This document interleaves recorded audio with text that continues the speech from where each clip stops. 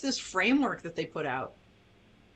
No, they published a paper, and it was originally put together specifically for this week. The event that Yolanka's at is the event that this paper was centered around. So what they were looking at doing is kind of putting together a roadmap. And I don't want to say it was a how to as more as a how to start and who to involve. Overall, I think it was a great effort, very well thought out. The research was done was pretty in depth. They covered a significant amount of territory, more so than I've seen a lot of other documents and papers. They point out to a lot of the key stakeholders that need to be engaged. And I think that's one of the key elements is when we look at federal, state, and local.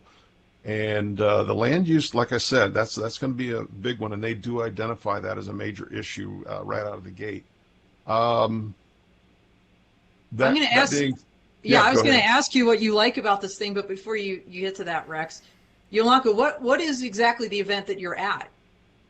So this is an event sponsored by Drive Ohio, the organization behind the report that Rex is talking about, and it has been called the National Advanced Air Mobility Industry Forum. So we're here for 2 days. Today will be starts about an hour after this podcast ends.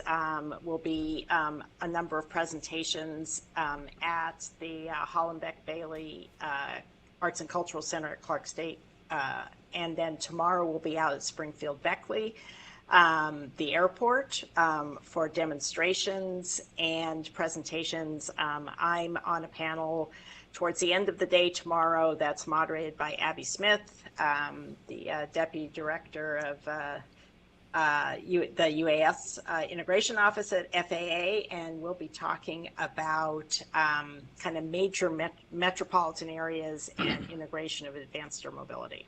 Awesome. And so back to Rex, they created this document really in preparation for this event that Yolanka's at right now. Right. So tell them what you like about it. No, I think when we look at a lot of the things that are in that document, I saw that they talked about, the weather. They talked about the microclimates, which is something that a lot of people have not really looked at. Except for Don Bershoff from True Weather. Don Bershoff, God bless Don for beating that drum, because that is such a huge component of doing this and doing it safely. When we look at some of the other pieces, I was really happy to see that they pulled out fire code and the authorities having jurisdictions, also known as AHJs, and they actually put that in their document and referenced that. So in looking at the overall holistic approach, it's very inclusive. I was very impressed that they did the research, they did the work, and they really gave the individuals at that local level a pretty broad and inclusive group that they need to consider when they're sitting down at the table and saying, what does advanced air mobility mean? How are we going to embrace it? How are we going to regulate it? What are we going to do for oversight, and what are the standards? Now, it's a good footprint for a starting position, I think. That's awesome. But on the flip side, as you read it, what jumped out at you as like, hey, this is kind of key and it's missing? There are a few items, and it's only because of being involved in this for so long and living and eating and breathing this for 24/7. I would like to have seen a little bit more on the airspace protection, because when we get into what we're going to do in this advanced air mobility piece, that's a huge issue today with private use heliports, is the FAA has no authority to protect that airspace. Along with that, there's the oversight authority. Who's going to have oversight? It doesn't really get into that. I know that if it's private use, the FAA doesn't have any. So then it goes to the state, and every state in the U.S. is different. So I think harmonization is one that I'd like to see kind of beat on a little bit harder, and that's harmonization and standardized state to state, because when we look at doing these business models in different states and different municipalities, doing it differently at each location you go to is going to be really painful, challenging, time-consuming, and expensive. So I'd love to see more work done on that harmonization state to state, because that will then push down to the local level. One area that raising his hand, Rex. We got to respect Mike. I have a question. I normally don't raise my hand, but no, go ahead, please. So, I mean, isn't a possible solution here? Normally, private isn't handled, but if we're talking about a fully automated system for takeoff and landing, isn't it possible to inject some regulation there because it's a different use case? There's not a pilot. That could be. It depends on you have to differentiate the operation of flight versus infrastructure.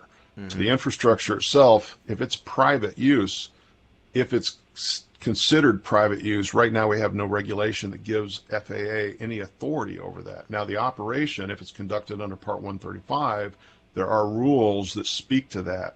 And there is a difference because when you get into Part 121 operations today, they're conducted generally at Part 139 airports. 139 airports are required to be certified. Today, heliports, if you look at the 139 regulation and standard, they're exempt. And there's only 58 public use heliports in the United States out of 6,000 plus, so almost 6,000 private use. The FAA can't step in and stop anything. Now, the Part 135 decimal 229 says that all landing areas shall be adequate. That's a little bit loose for, I think, what the public's looking for from assurances that this infrastructure will be safe and integrated properly. So I think there's a lot to be said there. One of the things that we've been pushing the FAA to consider is a rulemaking change. Today, they only have public use and private use as identified case uses. A lot of states recognize commercial use, and I think there's a big effort in that space to look at what commercial use could be done, what the adoption of commercial use as a use case could do to give authority and oversight to the FAA in this space. And Yolanka, I think you had your hand up too. Yeah. A couple of comments on this report. First, I want to say that I think Ohio's done a fabulous job at looking at advanced air mobility strategically and from a system-wide perspective. This report was preceded by a year and a half ago or 2 years ago now by another report that was an excellent analysis of the market demand and economic benefits of integrating advanced air mobility. And this report, pulls from that, including the 6 use cases that were identified in that prior report that was published by Crown Consulting and Nexa Capital Partners. So I really commend Ohio. They've looked at the 6 major cities. They've looked at, in particular, use cases like logistics and how things are moved now, and how adding advanced air mobility to that mix can create real economic benefit for the state and its people.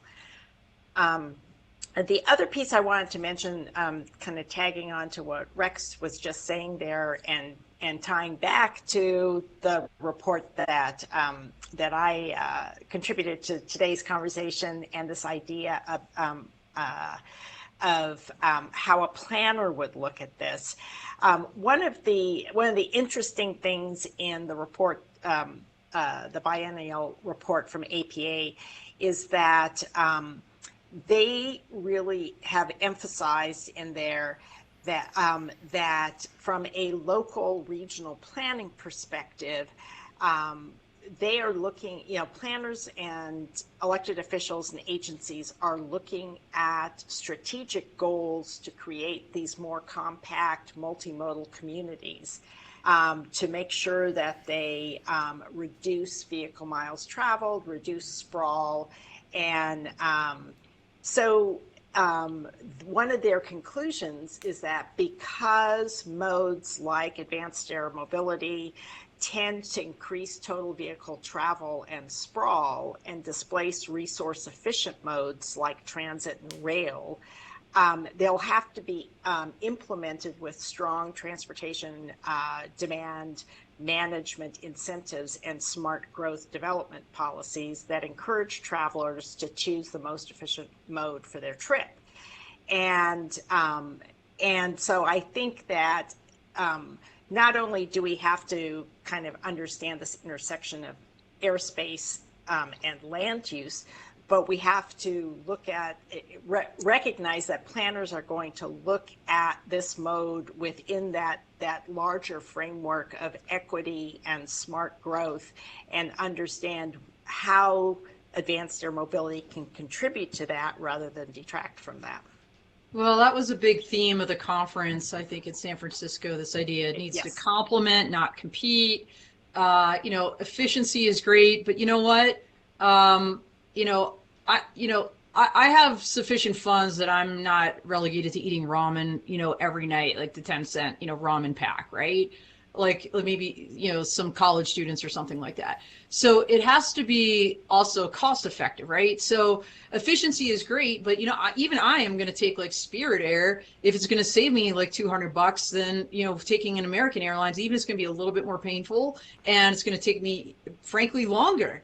So, when you think about kind of traveler expectations and serving travelers, they're looking for the cheapest ride, the best ride.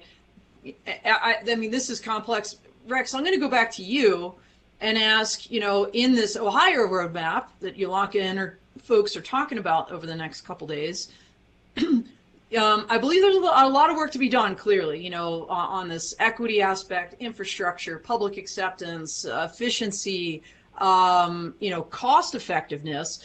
What work needs to still be done, in your opinion?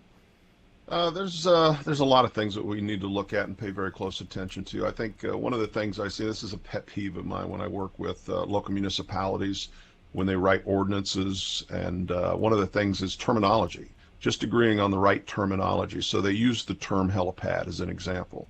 Well, helipad is not really defined by the FAA as anything. It's a part of a heliport.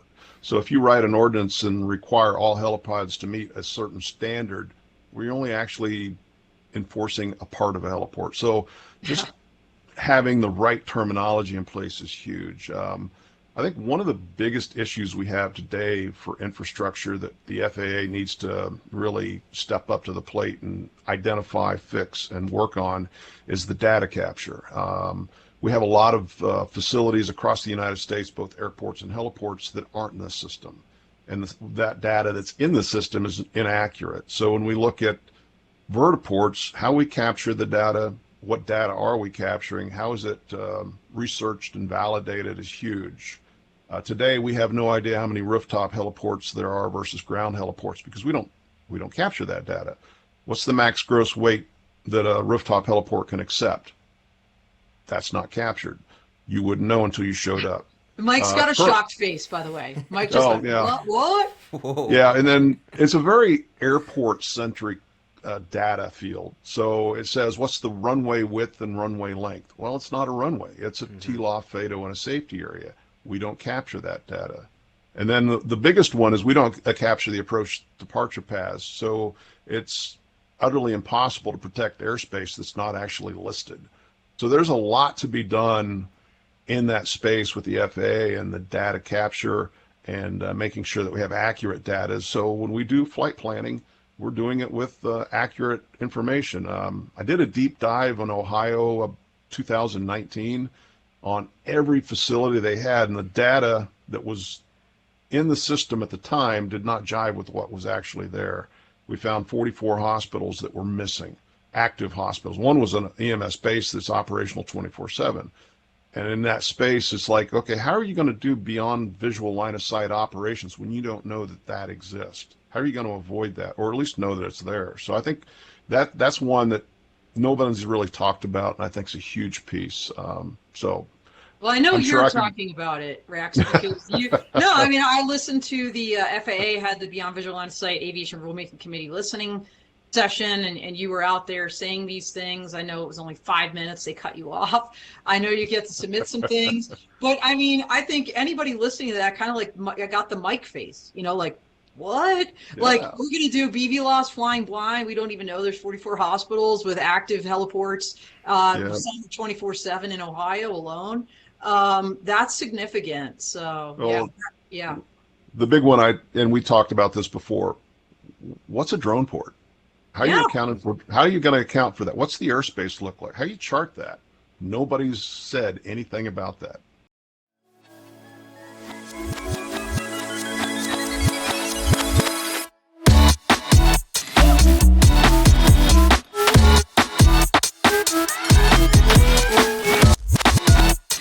Bye.